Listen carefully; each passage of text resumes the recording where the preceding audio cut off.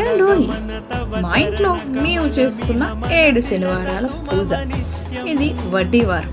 వడ్డీవారం నేను ముత్తైదువులను పెంచుకుని నా ఓపిక కొలది తాంబూలాలు ఇచ్చుకున్నాను. ఇదేమి మొదటిసారి కాదండో, ఇది 5వసారి చేస్తున్నాను. అంటే 7వ వారం అమ్మ 5వ వారం అనుకోవచ్చు కాదు. 7 శనివారాల పూజ నేను 5వసారి సంపూర్ణంగా పూర్తి చేశాను. స్వామివారి దయంటే అన్నీ అనుకున్నట్టుగానే జరుగుతాయి. ఏదైనా సరే మన సంకల్పం మనం స్వామి మీద ఉంచుకున్న భక్తి మీద ఆధారపడి ఉంటుంది. స్వామివారికి 7వ వారం సమర్పించే పూజలో ఖచ్చితంగా లడ్డూ ప్రసాదాన్ని అయితే సమర్పించాలి.